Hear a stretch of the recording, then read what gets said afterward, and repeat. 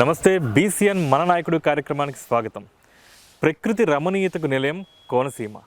కొబ్బరి తోటలు, గలగలలాడే గోదావరి సోయగాలు, ఆత్రేయపురం పూతరేకులు, కోనసీమ తిరుపతి శ్రీ వెంకన్న ఆధ్యాత్మిక శోభతో ప్రాధాన్యతను సంతరించుకున్న నియోజకవర్గం కొత్తపేట నియోజకవర్గం.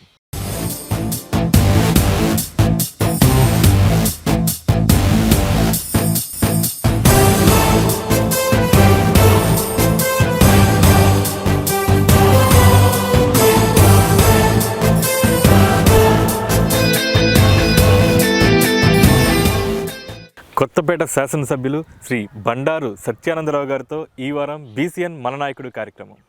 సత్యానందరావు గారు నమస్కారం సార్. నమస్కారం. ముందుగా మీకు బీసీఎన్ మన నాయకుడు కార్యక్రమానికి స్వాగతం. థ్యాంక్ యూ సార్, అయితే మన కార్యక్రమం మొదలుపెట్టే ముందు ఒక్కసారి మీ రాజకీయ ప్రస్థానం గురించి మా ప్రేక్షకులు చెప్తారా? ప్రేక్షక మహాశయులు నమస్కారం. ప్రధానంగా ఎన్టీ రామారావు గారి స్ఫూర్తితో నేను రాజకీయాల్లోకి రావడం జరిగింది. 18 సంవత్సరాల వయసులో ఆనాడు తెలుగుదేశం పార్టీ ఆవిర్భావం, నా రాజకీయ ఆవిర్భావం కూడా ఆనాడు జరిగింది. కాలేజీలో విద్యార్థిగా ఉండగానే ఎన్టీ రామారావు గారి పర్యటనలో పాలు పంచుకోవటం, మా పెదనాన్నగారి కుమారుడు బండారు సత్యనారాయణ గారు తెలుగుదేశం పార్టీ అప్పుడు సారథ్యం వహించడం, అప్పటి నుంచి రాజకీయాల్లో ఆరంభమై 1985లో కాలేజీ నుంచి బయటకు వచ్చాక నేను తెలుగుదేశం మండల పార్టీ అధ్యక్షుడిగా ఆ రోజు ఎంపిక కావడం, ఆనాటి నుంచి కూడా క్రియాశీల రాజకీయాల్లో నేను పాలు పంచుకోవడం జరిగింది. దగ్గర 40 సంవత్సరాలు పైబడి నా రాజకీయ జీవితంలో కొత్తపేట నియోజకవర్గంతో ముడిపడి ఉంది. 85లో మండల పార్టీ అధ్యక్షుడిగా ఇచ్చిన అవకాశం నాకు 1989లో ఎన్టీ రామారావు గారు తెలుగుదేశం పార్టీ అభ్యర్థిగా అవకాశం కల్పించడం, ఆనాడు ఉన్న రోజుల్లో రంగా గారు అత్యానంతం జరిగినటువంటి ఆ తెలుగుదేశం పార్టీ ఎన్నికల్లో నేను అభ్యర్థిగా ఓడిపోవడం జరిగింది. 25 సంవత్సరాల వయసు అప్పుడే పూర్తయింది నాకు. 30 సంవత్సరాల వయసులో మళ్ళీ 1994లో వల్ల ఎన్టీ రామారావు గారు టికెట్ ఇచ్చి నన్ను ప్రోత్సహించి శాసనసభ్యుడిగా ఏమాత్రం కూడా రాజకీయ నేపథ్యం లేదు, సామాన్యమైన వ్యవసాయ కుటుంబం, మా తాతల తండ్రులు రాజకీయాల్లో లేరు. అటువంటిది నాకు శాసనసభ్యుడిగా ఆనాడు నేను 30 సంవత్సరాల వయసులో ఎంపిక కావటం, ఆనాడు నుంచి ఇప్పటి వరకు కూడా ఈ నియోజకవర్గానికి 8 సార్లు పోటీ చేస్తే 4 సార్లు శాసనసభ్యుడిగా నాకు ప్రజలు అవకాశం ఇవ్వడం జరిగింది. మొన్న జరిగిన ఎన్నికల్లో భారీ మెజార్టీతోటి 56,479 ఓట్ల మెజార్టీతోటి ఎన్డీఏ కూటమి తరపున ప్రజలందరూ కూడా ఆశీస్సులు అందించి ఎంపిక చేయడం జరిగింది. 2004లో నేను ఒకసారి మరలా ఓడిపోవడం జరిగింది. ఆనాడు కూడా ఈవీఎంలో ప్రభావం కూడా ఎక్కువగా ఉండడం, ఆనాడు 2000 ఓట్లతో ఓడిపోవడం జరిగింది. 2009లో మళ్ళా చిరంజీవి గారు నాకు ప్రజారాజ్యం పార్టీలో ఆనాడు ఉన్నటువంటి ఇక్కడ నియోజకవర్గంలో ఉన్న పరిస్థితులు, సామాజిక కారణాలతో నేను వెళ్ళటం, ఆనాడు ఎమ్మెల్యేగా ఎన్నిక కావడం, మళ్ళీ 2014లో స్వల్ప ఓట్ల తేడాతోటి 713 ఓట్ల తేడాతోటి ఆనాడున్న ఓట్ల చీలికలో ఆనాడు కర్నూలు చౌక అనేక కారణాలు అన్నట్టుగా నేను వాడని అభ్యర్థిని ఓడిపోవడం జరిగింది.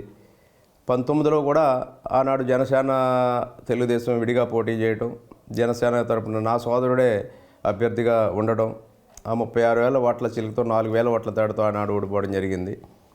ప్రజలందరూ కూడా నియోజకవర్గానికి నేను చేసే అభివృద్ధిని దృష్టిలో పెట్టుకుని మళ్ళీ 2024లో నన్ను భారీ మెజార్టీతో గెలిపించి నియోజకవర్గం సేవ చేసే అవకాశాన్ని కల్పించారు. నాకు ఉన్న ఈ అనుభవాన్ని, ప్రజలు ఇచ్చిన అవకాశాన్ని ఈ కొత్తపేట నియోజకవర్గ అభివృద్ధికి కృషి చేస్తూ ఉన్నాను. రాజకీయంగా ఆనాడు ఎన్టీ రామారావు గారు అవకాశం కల్పించడం, ఆనాడు ఉన్న మాజీ శాసనసభ్యులు అప్పటి శాసనసభ్యులు డాక్టర్ ఐఎస్ రాజు గారు నన్ను ప్రోత్సహించడం, రాజకీయంగా నేను ముందడుగు వేయడానికి కారణమయ్యాయి. ఆనాటి నుంచి ఇప్పటి వరకు కూడా ప్రజలతో మమేకమై పనిచేస్తూ ఉన్నాను. 2024 సాధారణ ఎన్నికల్లో ఎన్డీఏ కూటమిలో భాగంగా తెలుగుదేశం పార్టీ నుంచి భారీ మెజార్టీతో మీరు విజయం సాధించారు. 4వసారి మళ్ళీ శాసనసభ్యులుగా ఎన్నికయ్యారు. అయితే గడిచిన 20 నెలల్లో నియోజకవర్గంలో ఎటువంటి అభివృద్ధి కార్యక్రమాలు చేపట్టారు?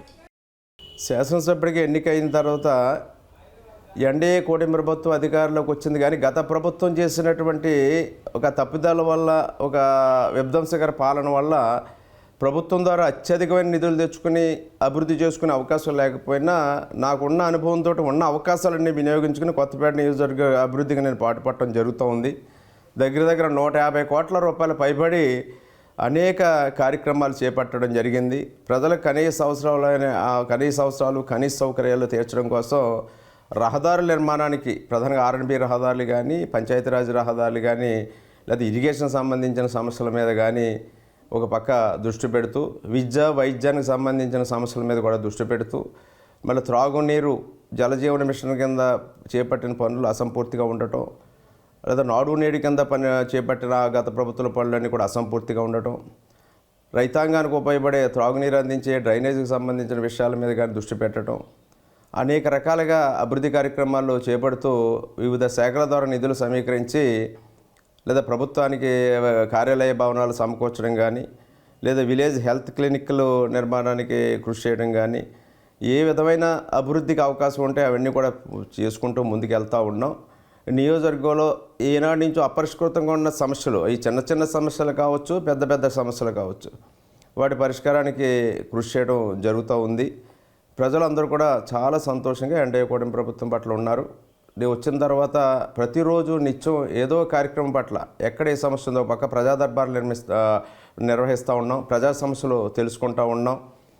అన్ని సమస్యల పరిష్కారానికి కూడా కృషి చేయడం జరుగుతూ ఉంది. అన్ని రంగాల అభివృద్ధికి పాటుపడటం జరుగుతూ ఉంది. పరిశ్రమల ఏర్పాటు కోసం కూడా కృషి చేయడం జరుగుతూ ఉంది. ఎంఎస్ఎంఈ ద్వారా కూడా కృషి చేస్తూ ఉన్నాం. ఈ రకమైన సంక్షేమ అభివృద్ధి రెండూ బాగుండాలనే ఆలోచనతో నాకున్న సుదీర్ఘమైన అనుభవం, పరిచయాలు ఈ నియోజకవర్గ అభివృద్ధికి దోహదపడతా ఉన్నాయి. అలాగే నియోజకవర్గంలో ప్రభుత్వ సంక్షేమ పథకాలు ప్రజలకి ఏ విధంగా అందుతున్నాయి? నియోజకవర్గంలో ప్రజలకు సంక్షేమ పథకాలు ఎక్కడ లోటు లేకుండా జరుగుతూ ఉన్నాయి. చాలా ఇప్పుడు ఈ యొక్క సూపర్ 6 సూపర్ హిట్ కింద కూడా ప్రభుత్వం చేస్తూ ఉంది. మేనిఫెస్టోలో ఏదైతే చెప్పారో ఆ కార్యక్రమాలు ఎన్నికల ముందు అనుకున్నారు చాలామంది. ఎన్డీఏ కూటమి ప్రభుత్వం చంద్రబాబు నాయుడు గారు చెప్తున్నారు, ఈ జరుగుతాయా, జరగకపోవచ్చు, జగన్మోహన్ రెడ్డి ఆనాడు అందేవలేకపోతూ ఉన్నాడు అనే మాట ఆనాడు ప్రజలు అనుకున్నారు. కానీ ఏ నమ్మకంతో అయితే ప్రజలు ఈ అవకాశం ఇచ్చారో ఆ అవకాశాన్ని నిలబెట్టుకోవడం కోసం చంద్రబాబు నాయుడు గారు కానీ, ఈనాడు పవన్ కళ్యాణ్ గారు కానీ, మోడీ గారి సహాయ సహకారాలతో సంక్షేమ కార్యక్రమాలకు పెద్దపీట వేసి ముందుకు నడిపిస్తూ అభివృద్ధిని కూడా ముందుకు తీసుకెళ్తూ ఉన్నారు. అందులో భాగంగా పెన్షన్లు చక్కగా అందుతూ ఉన్నాయి. మా నియోజకవర్గంలోనే 43,000 మందికి 18,50,00,000 రూపాయలు ప్రతి నెల కూడా పెన్షన్ల కింద డిస్ట్రిబ్యూట్ చేస్తూ ఉన్నాం. 3,000 రూపాయల పెన్షన్ 4,000 అయింది. అదేవిధంగా అన్నదాత సుఖీభవ రైతులకి 7,000 రూపాయలు చెప్పిన 7,000 రూపాయలు చెప్పిన ఇప్పటికి 30 కోట్ల రూపాయలు పైబడి కొత్తపేట నియోజకవర్గంలో 14,000 రూపాయలు రైతాంగానికి ఇవ్వడం జరిగింది. ఇంకో దఫా మళ్ళీ 6,000 రూపాయలు ఈ జనవరి ఫిబ్రవరి నెలలో అందబోతూ ఉన్నాయి. తల్లికి వందన కార్యక్రమం కూడా చదువుకున్న పిల్లలు వాళ్ళ తల్లులకి అందించడం కోసం ఎంతమంది పిల్లలు ఉంటే అంతమందికి 15,000 రూపాయలు చెప్పిన ప్రతి ఒక్కరు కూడా అందివ్వడం జరుగుతూ ఉంది. 3 గ్యాస్ సిలిండర్లు కూడా ఉచితంగా అందివ్వడం జరిగింది. అదేవిధంగా బస్సు ప్రయాణం, శ్రీశక్తి పథకం కింద ఉచిత బస్సు ప్రయాణం కూడా మహిళలకు అందరూ కూడా అందివ్వడం జరుగుతూ ఉంది. అన్ని కార్యక్రమాలు కూడా చక్కగా జరుగుతున్నాయి. ఒక పక్క ముఖ్యమంత్రి సహాయ నిధి అందిస్తూ ఉన్నాం. ఒక పక్క అన్నా క్యాంటీన్ కూడా రేపు కొత్తపేటలో ప్రారంభించబోతూ ఉన్నాం. సంక్షేమానికి లోటు లేకుండా ఈ ప్రభుత్వం నడుస్తూ ఉంది. ఇంకొకటి 2 పథకాలు ఉన్నాయి. వాటికి కూడా రాబోయే కాలంలో తప్పకుండా అవి కూడా అమలు చేస్తారు. ఏదైతే ప్రజలు కోరుకుంటూ ఉన్నారో గత ప్రభుత్వం చేసిందంటే మిన్నగా పెన్షన్ ఒకేసారి 1,000 రూపాయలు పెంచారు. ఒక బిడ్డకే ఆనాడు ఇస్తే ఈనాడు అందరి బిడ్డలకి కూడా 15,000 రూపాయలు చొప్పున ఇస్తూ ఉన్నారు. రైతులకి ఆనాడు ఇచ్చిన దానికంటే అదనంగా ఈనాడు అందిస్తూ ఉన్నారు. గతంలో 13,500 ఇస్తే ఇవాళ 20,000 రూపాయలు అందివ్వడానికి ప్రభుత్వం కృషి చేస్తూ ఉంది. ఈ విధంగా సంక్షేమం ఇక్కడికి పెద్దపీట వేస్తూ ఓ పక్క రాష్ట్ర స్థాయి పోలవరం, అమరావతి లాంటి ప్రాజెక్టులు తీసుకెళ్తూ నియోజకవర్గంలో అభివృద్ధి కూడా రోడ్లు, గుంతలు లేని రహదారులు ఈనాడు తీర్చిదిద్దడం జరుగుతూ ఉంది. ప్రధానమైన అమలాపురం, రావులపాలెం కొత్తపేట రహదారి చరిత్రలో చూడని విధంగా నరక కోపంగా ఆనాడు అనేక మంది ఇబ్బందులు పాలయ్యే పరిస్థితులు ఉండి ఆ ప్రభుత్వం ఆ రోడ్డు వేయడానికి 3 ఏళ్ళు పట్టింది. ఇదే ప్రభుత్వంలో ఎక్కడ గుంతలు లేని రహదారులన్నీ తీర్చిదిద్దడం జరిగింది. గత సంక్రాంతికి ముందు మరలా ఈ సంక్రాంతికి ముందు కూడా అన్ని రోడ్లు కూడా తీర్చిదిద్దున్నాం. గుంతలు లేని రహదారులు చక్కటి ప్రయాణానికి అనువుగా ఉన్నాయి. ఇలా అభివృద్ధి అన్ని కోణాల ప్రజల మనోభావాలు, ప్రజల ఆకాంక్షలకు అనుగుణంగానే అభివృద్ధి జరుగుతూ ఉంది. అనేక రకాల ప్రజలు సుఖ సంతోషాలతో ఉన్నారు. సరే, అయితే మీరు 4వసారి శాసనసభ్యులుగా ఎన్నికయ్యారు. అయితే కొత్తపేట నియోజకవర్గంలో ప్రధాన సమస్యలు ఏవి, వాటిని పరిష్కరించడానికి ఎటువంటి చర్యలు చేపట్టారు? అంటే కొత్తపేట నియోజకవర్గం ఒక రకంగా అదృష్టం అనే చెప్పాలి. వైద్య పరంగా కూడా మెరుగైన స్థాయిలోనే ఇతర నియోజకవర్గాలతో పోల్చి చూసుకుంటే అది ముందు నుంచి ఆ యొక్క స్థాయిలోనే కొత్తపేట నియోజకవర్గం ఉంది. నేను ఎందుకంటే శాసనసభ్యుడిగా 4 సార్లు పనిచేశాను, ఒకసారి ఇన్ఛార్జిగా ఉన్నాను, అధికారంలో ఉన్నా నేను స్వల్ప ఓట్లతో ఓడిపోవడంతో ఈ అన్న గతంలో ఎమ్మెల్యేగా ఉన్నప్పుడు కూడా వారు ఎమ్మెల్యేగా ఉన్నప్పుడు కూడా వారితో సమానంగా వారితోటి పాటు కలిసి పయనం చేసేవాడిని 85, 89 మధ్య. ఈ 4 దశాబ్దాల అనుభవంలో చూసుకుంటే కొత్తపేట నియోజకవర్గం ఎప్పుడు కూడా అభివృద్ధిలో ముందుంది. ప్రధానమైన సమస్యలతో ఇతర ప్రాంతాలతో పోల్చి చూసుకుంటే తక్కువే. ప్రధానమైన సమస్యలు ఏంటంటే ఇప్పుడు గోదావరి డెల్టా మోడరైజేషన్ అనేది ఎక్కువ ప్రజలు కోరుకుంటూ ఉన్నారు. రైతాంగానికి కోరుకున్నటువంటి ముంపు నీరు పోకుండా వరదలు వచ్చినప్పుడు, భారీ తుఫాన్లు వచ్చినప్పుడు ఈ డ్రైనేజ్ సమస్య లేదా ఈ కాలువలు ఇరిగేషన్ సిస్టమ్ అంతా కూడా డెవలప్ చేయాలనేది ఇక్కడ నాకు ప్రధాన సమస్యగా కనపడతా ఉంది తప్ప మిగతా విషయాలన్నీ కూడా స్వల్పాలే. అంటే అంత తీవ్రమైన సమస్యలు కాదు. ఇంటింటికి కుళాయిలు అందివ్వాలనేది కూడా ఈనాడు ప్రయత్నం చేస్తూ ఉన్నాం. భారీ ప్రాజెక్టులు కూడా వస్తూ ఉన్నాయి. జలజీవన్ మిషన్ ద్వారా కూడా ఇప్పుడు కొత్త ప్రాజెక్టులు కూడా మొదలు పెట్టబోతూ ఉన్నాం. వాటర్ గ్రిడ్ కింద వస్తూ ఉన్నాయి.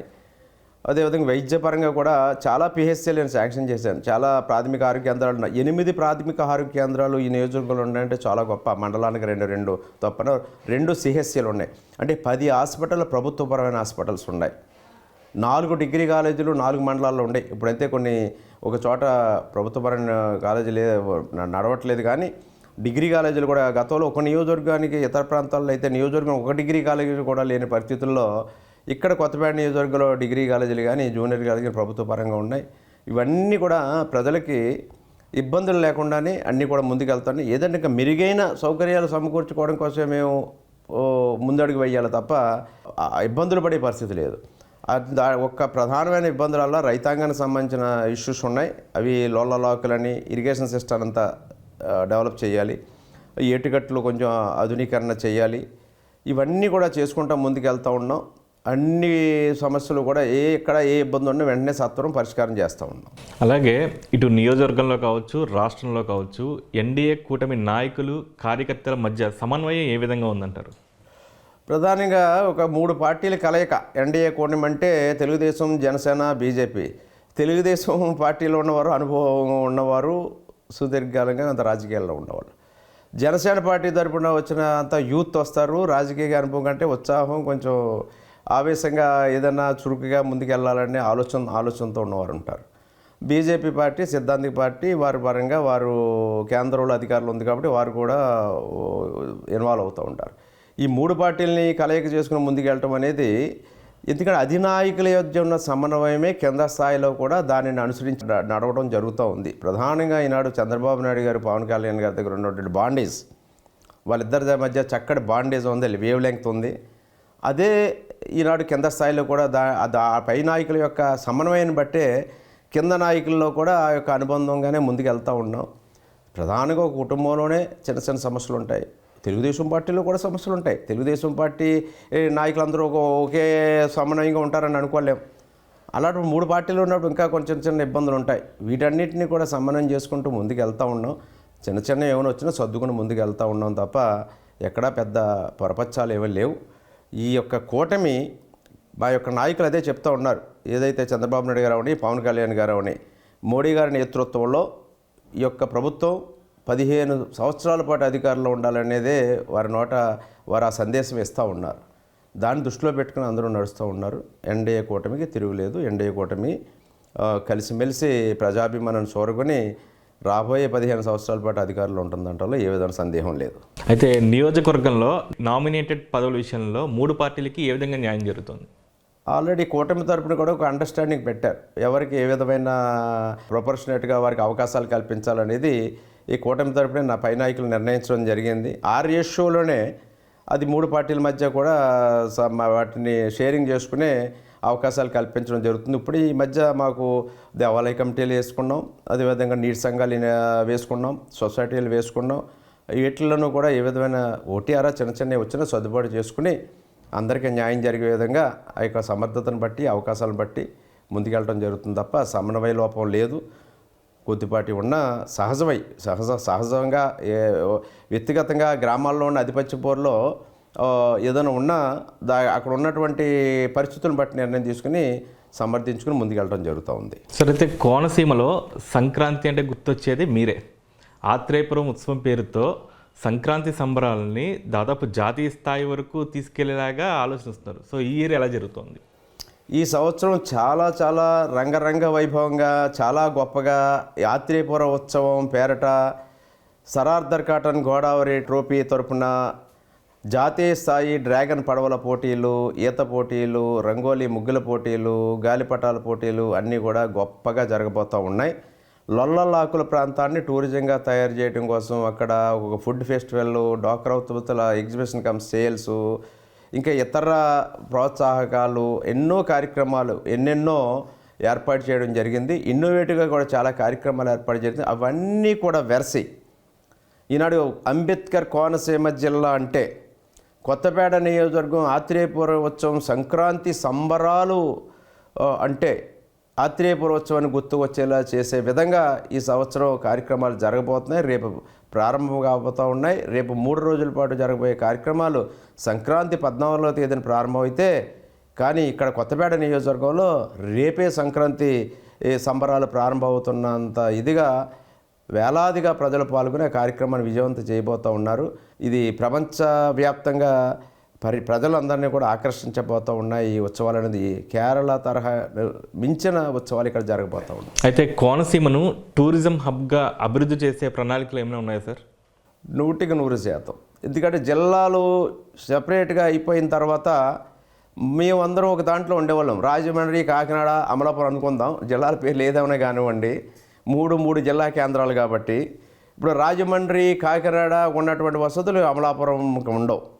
కాకినాడ అనేది పూర్వకాలం నుంచి ఉన్న erstwhile east Godavari district head quarter. Rajahmundry అనేది ఒక వాణిజ్య కేంద్రం, అక్కడ ఒక ఎయిర్పోర్టు, లేదా అక్కడ ఒక పోర్టు, లేదా ఒక రైల్వే స్టేషన్స్ అన్నీ ఉంటాయి. కోనసీమ అనేది ఒక మారుమూల ప్రాంతం, ఇక్కడ ఏ విధమైన వనరులు లేనటువంటి ప్రాంతం.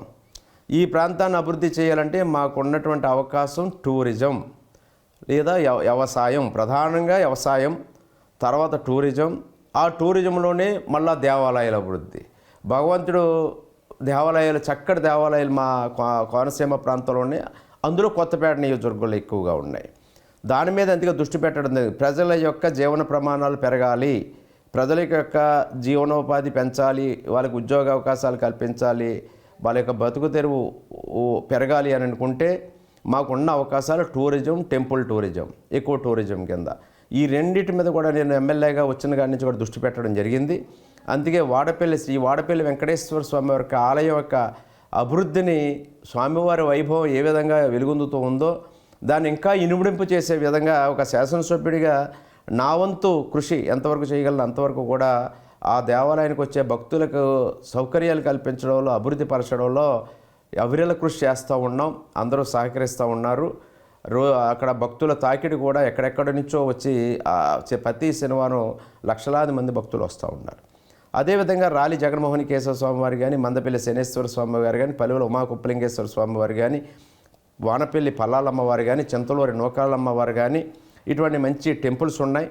ఆ టెంపుల్స్ బేస్ చేసుకుని లేదా లొల్లలాకు లాంటి ప్రాంతాన్ని ప్రకృతి రమణీయతోటి, చక్కటి కాలువలతోటి, సెంట్రల్ డెల్టా మెయిన్ కెనాల్గా ఇప్పుడు ఏదైతే డ్రాగన్ పడవల పోటీలు జాతీయ స్థాయిలో నిర్వహిస్తూ ఉన్నామో అక్కడ స్పీడ్ బోట్లని, జెట్ స్కీలని, ఈ రకరకాలైన స్పోర్ట్స్, వాటర్ స్పోర్ట్స్ యాక్టివిటీసు, లేదా అక్కడ ఒక టూరిజం హబ్గా దాన్ని తయారు చేయడం కోసం, లేదా ఒక రిసార్ట్స్ తీసుకురావడం కోసం, ఒక ఆధ్యాత్మికమైన టూరిజాన్ని పెంపొందించడం కోసం మాకు ఉన్నటువంటి ఈ జిల్లాలో మా కొత్తపేట నియోజకవర్గం కాదు, ఇంకా చాలా చోట్ల మురమల్ల వీరేశ్వర స్వామి అని, అయినవెల్లి సిద్ధి వినాయక ఆలయం అని, అంతర్వేది లక్ష్మీనరసింహ స్వామి వారి అని, అప్పనపల్లి బాలబాలాజీ స్వామి వారని, ఇలా చాలా మంచి దేవాలయాలు ఉన్నాయి. వాటన్నిటిని కూడా దేవాలయ దర్శన పేరుతో కూడా ఒక అవకాశం, వాటిని అందరూ కలిసి ఒక రోజు ట్రిప్ కింద వెళ్ళేలాగా ఒక రిసార్ట్స్ కింద లేకపోతే ఒక హోమ్ స్టేల కింద ఈ రకరకాలైనటువంటి ఆలోచనలతోటి దీన్ని ఒక కుటీర పరిశ్రమలు తీసుకెళ్ళడం కోసం ఒక పక్క ప్రయత్నం చేస్తూ, అంటే ఎంఎస్ఎంఈ పరిశ్రమల కింద కుటీర పరిశ్రమలు తీసుకెళ్ళడం కోసం, దేవాలయాల అభివృద్ధి కోసం, లేదా ఒక ప్రకృతి రమణీయతతో కూడినటువంటి యాక్టివిటీస్ తోటి కోనసీమ ప్రాంతం భవిష్యత్తులో ఒక టూరిజం హబ్గా తయారవ్వాలి. అందులో కొత్తపేట నియోజకవర్గం ముందు ఉండాలని నా కోరిక. ఆ ప్రయత్నం నన్ను చూసి కోనసీమలో మిగతా ప్రాంతాల్లో కూడా రకరకాల ఉత్సవాలు, అక్కడ అమలాపురంలో ఎస్ఐ యానంలో, సూరసేన యానంలో కూడా సంక్రాంతి సంబరాలు జరగబోతూ ఉన్నాయి. అదేవిధంగా గన్నవరం నియోజకవర్గంలో జగ్గంతోట ఉత్సవాలు జరగబోతూ ఉన్నాయి. అంతర్వేదిలో శ్రీశోర్లో అక్కడ కొన్ని యాక్టివిటీస్ వారు ప్రారంభిస్తూ ఉన్నారు. టోటల్గా మేమందరం కలెక్టివ్గా మా కోనసీమ ప్రాంతం, ఈ జిల్లాకు సంబంధించిన వారందరూ కూడా కలెక్టివ్గా ఈ యొక్క ప్రాంతాన్ని ఈ ప్రజలకు ఉపయోగపడే విధంగా టూరిజం హబ్గా మార్చిపోతూ ఉన్నామని తెలియజేస్తూ ఉన్నాను. అలాగే అధికార యంత్రాంగం మొత్తం ఒకే చోటు ఉండేలాగా రెవెన్యూ డివిజన్ కాంప్లెక్స్ ఏర్పాటు చేయాలని ఒక ప్రతిపాదించారు. అది ఎక్కడి దాకా వచ్చింది సార్? కొత్తపేట రెవెన్యూ డివిజన్ ఏర్పడింది, కానీ దానికి సంబంధించినటువంటి భవనాల వసతులు లేవు. దీన్ని ఇంకా ముందుకు తీసుకెళ్లాలంటే ఒక రెవెన్యూ డివిజన్ కార్యాలయము లేదా డిఎల్డిఓ కార్యాలయము, డివిజనల్ ఆఫీసెస్ అన్నీ కూడా ఒక చోటకి రావాలని ఆలోచనతో ఎలక్ట్రికల్ డిఏ ఆఫీస్ ఇక్కడ రావాలని కోరుకుంటూ ఉన్నాను. డివిజనల్ ఆఫీసులన్నీ ఇక్కడ ఉండాలనే ఆలోచనతో కృషి చేస్తున్నాం. ఆర్డబ్ల్యూఎస్ డివిజనల్ కార్యాలయం పెట్టాం, డిఎల్డిఓ ఆఫీస్ పెట్టాం, అదేవిధంగా సివిఏపి కార్యాలయం constituency visionary action plan office పెట్టడం జరిగింది. వివిధ రకాల ఆఫీసులు ఇక్కడ రావడం కోసం ప్రయత్నం చేస్తూ దానికి ఒక హబ్గా ఒక మార్కెటింగ్ కమిటీకి సంబంధించిన సైట్ ఒక 3.5 ఎకరాల వరకు కూడా సైటును గుర్తించి అది జిల్లా కలెక్టర్ గారి ద్వారా రాష్ట్ర ప్రభుత్వానికి ప్రతిపాదనలు పంపడం జరిగింది. ఒకే చోట ఈ యొక్క డివిజనల్ ఆఫీసులన్నీ నిర్మాణం చేయడం ద్వారా ప్రజలకు వెసులుబాటు ఉండే విధంగా, అలాగే మాకున్న సబ్ కోర్టు కూడా ఒక స్థలాన్ని కూడా దాంతోపాటు ఆ పక్కనే సేకరించి ఇవన్నీ ప్రజలకి అందుబాటులో ఉండేగా ఒక కార్యాలయాన్ని ఒక చోట ఉండాలనే విధంగా స్థలం కోసం కూడా ప్రయత్నం చేస్తున్నాం. గౌరవ ముఖ్యమంత్రి గారి దృష్టికి, రెవెన్యూ మినిస్టర్ గారి దృష్టికి, ఇన్ఛార్జ్ మినిస్టర్ గారి దృష్టికి కూడా తీసుకెళ్ళాం. అది సఫలీకృతం అయితే ఈ ప్రాంతంలో ఒక ఆఫీస్ భవనాలన్నీ కూడా ఒక చోట ఏర్పాటు చేయడానికి అవకాశం ఉంటుంది. అలాగే నియోజకవర్గంలో సీఎం రిలీఫ్ ఫండ్ ద్వారా ఎంతమందికి ఆర్థికంగా సహాయం చేయగలిగారు? నాకు నేను ఆనందపడే కార్యక్రమం ఏంటంటే పేద ప్రజలకు ఉపయోగపడే ముఖ్యమంత్రి సహాయ నిధి గత ప్రభుత్వంలో ఎక్కడ ఎవరికి కూడా అందని ద్రాక్ష. కానీ చంద్రబాబు నాయుడు గారు వచ్చిన తర్వాత మళ్ళీ అది ప్రజలందరికీ కూడా అందుబాటులోకి రావడం జరిగింది. ఇప్పటికే మేము ఒక 900 మంది వరకు కూడా ఇంచుమించుగా 6.5 కోట్ల రూపాయలు ముఖ్యమంత్రి సహాయ నిధిని నియోజకవర్గంలో ఈ సంవత్సరాల కాలంలో అందివ్వడం జరిగింది. గతంలో నేను శాసనసభ్యుడిగా ఉన్న 14-19 మధ్యకాలం కూడా ఆ ప్రభుత్వ అధికారులు ఉన్నప్పుడు కూడా చాలామందికి ఒక ఇన్ఛార్జిగా ఉన్నా కూడా నేను ముఖ్యమంత్రి సహాయ నిధి అందివ్వడం జరిగింది. వ్యక్తిగతమైన అవసరాలు ఇలాంటి ముఖ్యమంత్రి సహాయ నిధి కానీ లేదా యువకులకు ఒక ఉపాధి అవకాశాలకు ఉద్యోగాలు కల్పించడం కోసం ఉద్యోగ మేళాలు కానీ ఇవన్నీ నిర్వహించడం, ఎక్కడ ఏ విధమైన ఉద్యోగ అవకాశాలు ఉన్నాయో వాళ్ళ లైవ్లీహుడ్కి ఉపయోగపడే విధంగా వాళ్ళు సెట్ అయ్యి చదువుకుని నిరుద్యోగంగా ఉన్నటువంటి యువకులకు ఉపాధి అవకాశాలు పెరగడం కోసం జాబ్ మేళాలు కూడా తరచుగా పెడతా ఉంటాను. ప్రతి 3 నెలలకు ఒక్కొక్క జాబ్ మేళ ఇంచుమించు ఒక 1200-1300 మందికి ఈ జాబ్ మేళాల ద్వారా కూడా ఉపాధి అవకాశాలు కలిగాయి. అది పూర్తితో ఈనాడు ఎంఎస్ఎంఈ పార్కులు, ఫ్లాటెడ్ ఫ్యాక్టరీస్ ఇలాంటివన్నీ కూడా ఏర్పాటు చేసి ఒక చిన్న రుణాలు కేంద్ర రాష్ట్ర ప్రభుత్వాలతోటి సబ్సిడీతో కూడిన రుణాలు ఇప్పించి వాళ్ళకు ఉపాధి అవకాశాలు కల్పించే విధంగా కూడా ప్రయత్నం చేస్తూ ఉన్నాం. అలాగే ఆత్రేయపురం ఉత్సవం చేయాలి అనే ఆలోచన ఎలా వచ్చింది మీకు? ఈ ఆత్రేయపురం ఉత్సవం చేయాలనే ఆలోచన గత ప్రభుత్వం డ్రాగన్ పడవల పోటీలు నిర్వహించాలనే ఉద్దేశంతో ట్రయల్ రన్గా ఆత్రేయపురం వద్ద తాడిపూడి బ్రిడ్జ్ నుంచి 1 కిలోమీటర్ మేర మేము డ్రాగన్ పడవల పోటీలు నిర్వహించాం. నేను కూడా ఊహించలేదు, సాధారణంగానే దాన్ని ప్రారంభించాం. అనుకోకుండా అనూహ్యమైనటువంటి స్పందన ప్రజల నుంచి వచ్చింది. పెద్ద ఎత్తున ప్రజలు పాల్గొన్నారు. మీడియా మిత్రులు కూడా మొదటి రోజు మేము లోకల్ మీడియాతోటి ఆ కార్యక్రమాలు చేసుకున్నాం. కానీ రెండో రోజు వచ్చేసరికి ఈ రాజమండ్రి నుంచి అది నుంచి కూడా మీడియా ప్రతినిధులు ఛానల్ సంబంధించిన ఒకటి ఛానల్స్ మొదటి రోజు వచ్చాయి. అది చూసి ఇన్స్పైర్ అయ్యి టోటల్ అన్ని ఛానల్స్ వచ్చి కేరళ తరహాని మించిన అందాలు కోనసీమలో ఉన్నాయి. కొత్తపేట నియోజకవర్గంలో ఈ కోనసీమలో కేరళలో జరిగే డ్రాగన్ పడవల పోటీలు ఇక్కడ జరుగుతున్నాయా, చాలా ఆశ్చర్యంగా విచిత్రంగా ఉందన్నట్టు మాకు కూడా తెలియదు. అంత అటువంటి కొత్తగా ఇన్నోవేటివ్గా దానికి అంత ప్రాధాన్యత వస్తుందని వారంతా కూడా వచ్చి పాలు పంచుకుని దాన్ని హైలైట్ చేసి వారి మీడియాలో దాన్ని ప్రొజెక్ట్ చేయడం జరిగింది.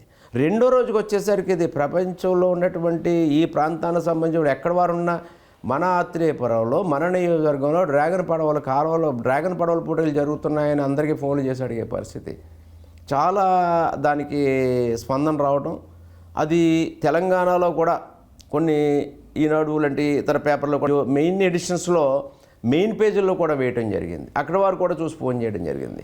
ఇవన్నీ చూస్తే దీనికి ఇంత ప్రాధాన్యత ఉందా, ప్రజల్లో ఇంత స్పందన ఉందా, ఈ డ్రాగన్ పడవల పోటీలని ప్రోత్సహించి మన ప్రాంతంలో కూడా కేరళ తరహాలో ఇక్కడ ఈ కార్యక్రమాల్ని కోరుకుంటున్నారా అని అనిపించి వచ్చే సంవత్సరం దీన్ని 10 చేయాలని నేను అప్పుడే అనుకోవడం జరిగింది. ఆ 3 రోజుల కార్యక్రమాలు అప్పుడు విజయవంతమై ఆ స్ఫూర్తితో ఈ సంవత్సరం భారీ ఎత్తున ప్రారంభించాం. దాన్ని ప్రభుత్వ దృష్టికి తీసుకెళ్ళాను.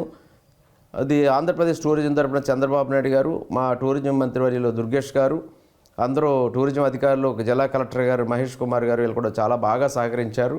వారి సహతో ₹1 కోటి నిధులు టూరిజం శాఖ వారు దీనికి కేటాయించడం జరిగింది. దానికి తోడు స్పాన్సర్సు మేమందరం కూడా కలిసి ఆ కార్యక్రమాన్ని పెద్ద ఎత్తున చేస్తూ ఉన్నాం. ఇది భవిష్యత్తులో ఇది కంటిన్యూ అవుతుంది. దీనికి పెర్మనెంట్ సిస్టమ్ కూడా ఏర్పాటు చేస్తూ ఉన్నాం.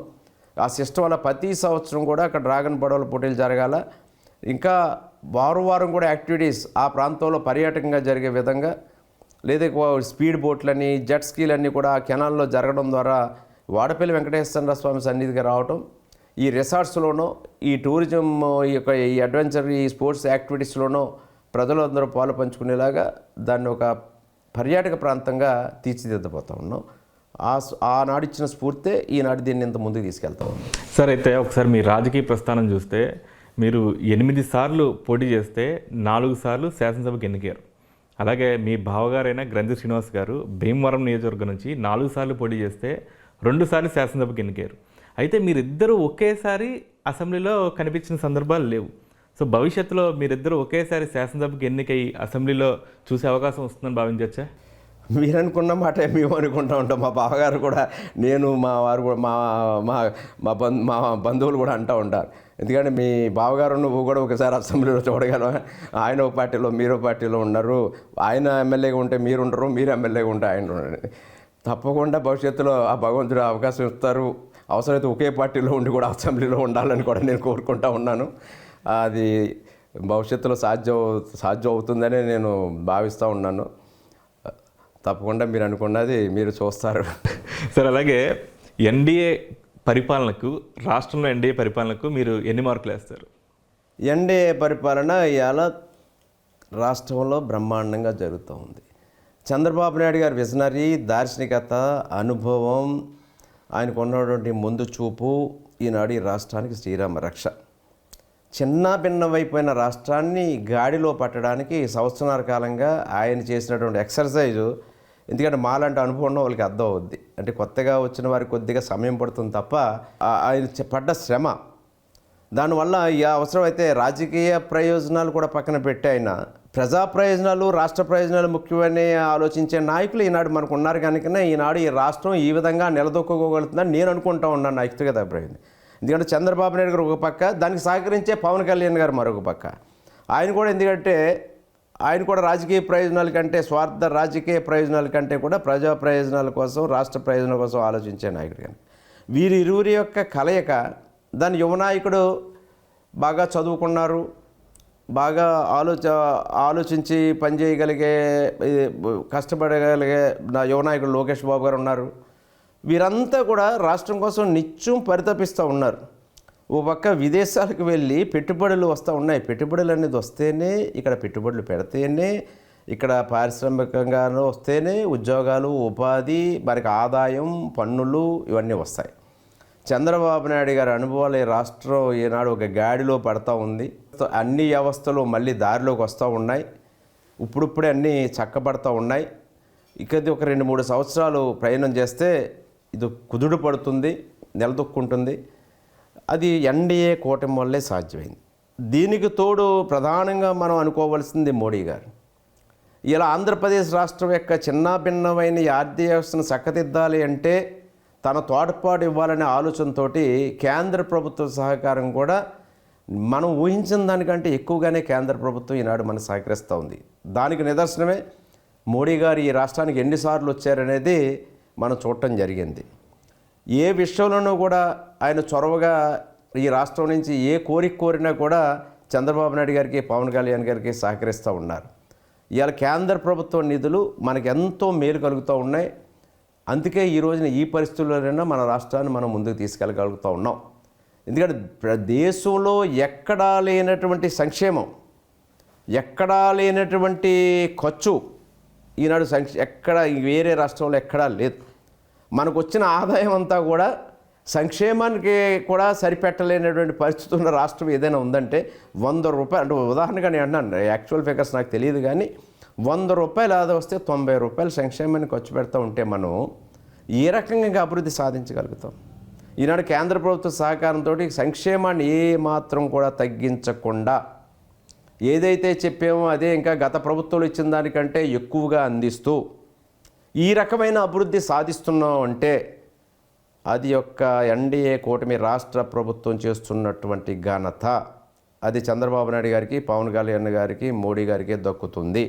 ఎన్డీఏ కూటమి పాలన ఈ టెన్యూరే కాదు, మరలా ఇంకో టెన్యూర్ కూడా వచ్చినప్పుడే ఈ రాష్ట్ర అభివృద్ధి ముందుకెళ్తుంది. దానికి దేశంలో కూడా ప్రజలు మనం చూసాం. మొన్న బీహార్లో నితీష్ కుమార్ని మళ్ళా తెచ్చుకున్నారు. ఎన్డీఏ కూటమి రాదు రాదు రాదు అన్నారు అందరూ కూడా. కానీ ప్రజలందరూ తిరిగి తీర్పిచ్చేసరికి జంగిల్ రాజ్యం వద్దులే, మనకి అటవిక రాజ్యం వద్దు, మళ్ళీ ప్రజా పరిపాలనే కావాలని ఎన్డీఏ కూటమి పట్టం కట్టారు. రేపు భవిష్యత్తులో కూడా ఈ ఆంధ్రప్రదేశ్ రాష్ట్రంలో మళ్ళా అదే పునరావృతం అవుతుంది. కేంద్రంలో మోడీ గారు ఉండాలి, రాష్ట్రంలో ఇక్కడ ఎన్డీఏ కూటమిలో ఈ 3 పార్టీల కలయికతోటి ముందుకెళ్ళాలి. ఈ రాష్ట్రం 5 సంవత్సరాల పాలనలో అభివృద్ధి పూర్తిగా ఎప్పుడు సాధించలేం. ఈ ఆలోచన ప్రణాళికలు పూర్తిగా అవ్వాలి, మన సంస్కరణలు తీసుకొస్తే ఆ ఫలితాలు మనం పొందాలి అంటే అవి దీర్ఘకాలంగానే ప్రయోజనాలు ఇస్తాయి.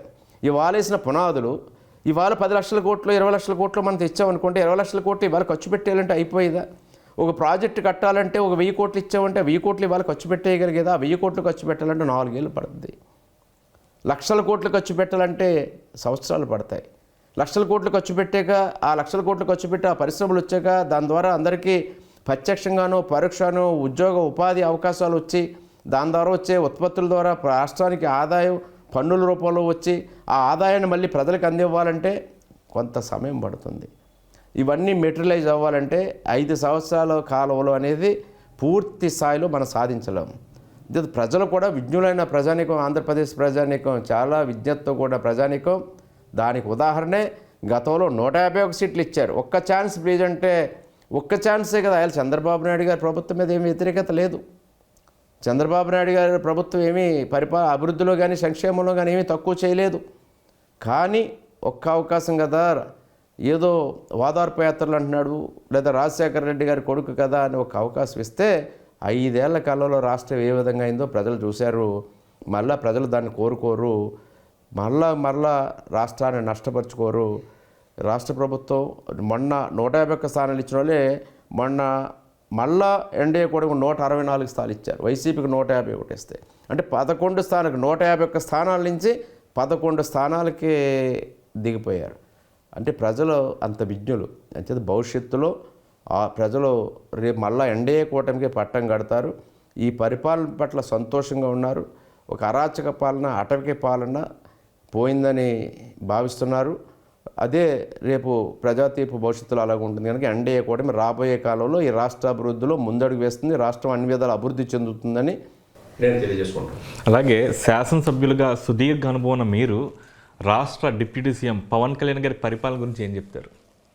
పవన్ కళ్యాణ్ గారు కూడా చాలా బాగా సంయమనం ఉన్నగా ఆయన యొక్క చూస్తుంటే ఆయన పరిపాలనా విధానంలో కానీ ఆయన తీసుకునే నిర్ణయాలు కానీ ప్రజల పక్షం, ప్రజల కోసం పనిచేసే వ్యక్తిగా తన పరిధిలో తన శాఖల పట్ల కూడా చాలా బాగా పల్లె పండుగ పేరుతోటి ఈనాటి గ్రామాల్లో అనేక గ్రామాల్లో ఉన్న మౌలిక వసతుల కల్పన కోసం కృషి చేయడం జరుగుతుంది. ఆయనకున్న శాఖలకి వన్నె తెచ్చే విధంగా పనిచేస్తూ ఉన్నారు.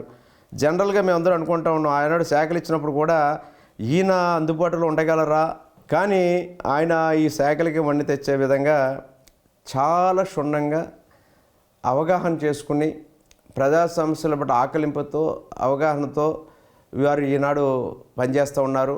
ప్రభుత్వానికి పూర్తి సహాయ సహకారాలు ఒక పక్క అందిస్తూ చంద్రబాబు నాయుడు గారికి చేదోడు వాదోడుగా ఉంటూ ఈ యొక్క ప్రజలకు ఎక్కడ ఇబ్బందులు జరిగినా తన వంతు తను ముఖ్యమంత్రితో గారితో కలిసి ఈ రాష్ట్ర అభివృద్ధి కోసం, ప్రజా సంక్షేమం కోసం పాటుపడుతూ ఉన్నారు. ఒక సక్సెస్ఫుల్గానే ఆయన రాజకీయంగా, ఎందుకంటే ఒక జనరల్గా చాలామందిని మేము చూసాం సినిమా, ఎందుకంటే చిరంజీవి గారితో నాకు చాలా దగ్గర అనుబంధంగా నేను పనిచేశాను 5 సంవత్సరాలు ఎమ్మెల్యేగా వారితో పాటు. చాలా ఇదివరకు కూడా చూస్తున్నాం చాలామంది. కానీ ఈ పవన్ కళ్యాణ్ గారు వారిగా కొంతమంది గతంలో ఉన్న వారితో పోల్చి చూసుకుంటే బాగా ఈనాడు ఒక ఎమర్జ్ అయ్యారు. ఒక పరిణితి చెందినటువంటి గొప్ప ఊహించిన దానికంటే బాగా పనిచేస్తూ ఉన్నారు అనేది నేను గమనించినటువంటి విషయం. సార్ చివరిగా బీసీఎన్ మన నాయకుడు కార్యక్రమం ద్వారా నియోజకవర్గ ప్రజలకి ఏం చెప్దాం అనుకుంటున్నారు? నియోజకవర్గ ప్రజలకి నాది ఒక్కటే విన్నపం, నియోజకవర్గ అభివృద్ధి కోసం అందరం పాటుపడదాం. అందరూ కూడా కొంతమంది కావాలని ఏదైనా రాజకీయ కారణాలతోటి, వ్యక్తిగత కారణాలతోటి నియోజకవర్గ ప్రజలకు కానీ నియోజకవర్గ అభివృద్ధికి కానీ ఏ విధమైన విఘాతాలు కలిసినా దయచేసి అటువంటి వారి యొక్క కుటిల యత్నాలకు కానీ కుతంత్రాలకు కానీ తావు ఇవ్వద్దు. ఒక ప్రశాంతమైన వాతావరణంలో శాంతి భద్రతలతోటి ఏ విధమైన కుల విద్వేషాలు లేకుండా, తరతమ భేదాలు లేకుండా అందరూ సోదర భావంతో నియోజకవర్గంలో ప్రజలకు మేలు కలిగేలా, గ్రామాలు అభివృద్ధి చెందేలా, రాజకీయాల వరకే పరిమితం చేసుకుని చాలా ఉంటాయి రాజకీయాలు అనేటప్పటికి. స్థానిక రాజకీయాలు ఒక రకంగా ఉంటాయి, నియోజకవర్గ రాజకీయాలు ఒక రకంగా ఉంటాయి, మండల అటువంటి వాటికి తావు ఇవ్వకుండా అందరూ కూడా నియోజకవర్గ అభివృద్ధి, నియోజకవర్గ ప్రజలకు మేలు కలిగే విధంగా పనిచేద్దాం. ప్రధానంగా శాంతి భద్రతలతో ప్రశాంతమైన వాతావరణంలో కలిసి పనిచేసేలాగా అందరూ కృషి చేద్దాం. దానికి అందరూ సహకరించాలని, నియోజకవర్గ ప్రధానమైన అన్ని సమస్యలు కూడా పూర్తి అవగాహన నాకు ఉంది. ఆ సమస్యల పట్ల రైతులు ఉన్నారు, ప్రధానంగా రైతుల యొక్క లంక భూములు నదీపాతానికి గురవుతున్నాయి. అదో ప్రధానమైన సమస్య మన నియోజకవర్గంలో. దాన్ని ఆల్రెడీ ముఖ్యమంత్రి గారి దృష్టికి తీసుకెళ్ళాం, కానీ ఒక రాష్ట్ర స్థాయిలో కొన్ని వందల కోట్ల రూపాయలు ఖర్చు పెట్టాల్సిన పరిస్థితి. నదీపాతానికి గురవుతున్నట్టు ఇరిగిపోతున్న లంక భూములు కాపాడాలంటే గ్రాయిన్స్ అటువంటివి నిర్మాణం చేయాలి. అవి కేంద్ర ప్రభుత్వ సహకారం కూడా డిజాస్టర్ మేనేజ్మెంట్ కింద ఫండ్స్ అయి తెచ్చుకోవాల్సిన అవసరం ఉంటుంది. అటువంటి వాటి మీద కూడా కృషి చేస్తూ ఉన్నాం. కానీ ఏదైనా ఉన్నా ప్రధానమైన అన్ని సమస్యల పట్ల అందరూ కలిసి పనిచేద్దాం. ప్రశాంతమైన వాతావరణంలో నియోజకవర్గ అభివృద్ధి చెందేవే ప్రతి ఒక్కరూ సహకరించాలని, ప్రధాన సమస్యలు ఏదున్నా లోటు లేకుండా పనిచేయడానికి మీ శాసనసభ్యుడిగా నేను మీకు ఎప్పుడు ఎల్లవేళలా అందుబాటులో ఉంటాను. ఏదైనా నేరుగా మీరు వచ్చి కలుసుకునే అవకాశం ఎప్పుడూ నా ప్రజలకు ఉంది. అందరితో నేను పోల్చడం అని కాదు, కానీ ఎక్కువ సమయం ప్రజలందరికీ కూడా అందుబాటులో ఉండే మనస్తత్వం నాది. నిత్యం ప్రజల్లో ఉండే వ్యక్తిని నేను. అంచేత పూర్తి ఆకలింపు నాకు ఉంది. దాన్ని అభివృద్ధి చేసుకోవడంలో కూడా ప్రజా సహకారం, అధికారుల సహకారం, మా ఎన్డీఏ కూటమి నేతల సహకారంతో ముందుకెళ్తానని తెలియజేసుకుంటూ ఉన్నాను. సార్, బీసీఎన్ మన నాయకుడు కార్యక్రమంలో పాల్గొని మీ అభిప్రాయాలు మాతో పంచుకున్నందుకు మా బీసీఎన్ యాజమాన్యం ద్వారా మీకు ధన్యవాదాలు తెలియజేసుకుంటాను. ఇది ఈ వారం కొత్తపేట శాసనసభ్యులు బండారు సత్యానందరావు గారితో బీసీఎన్ మన నాయకుడు కార్యక్రమం. వచ్చే వారం మరొక నాయకుడితో మన నాయకుడు కార్యక్రమంలో మళ్ళీ కలుద్దాం. అంతవరకు సెలవు, నమస్కారం.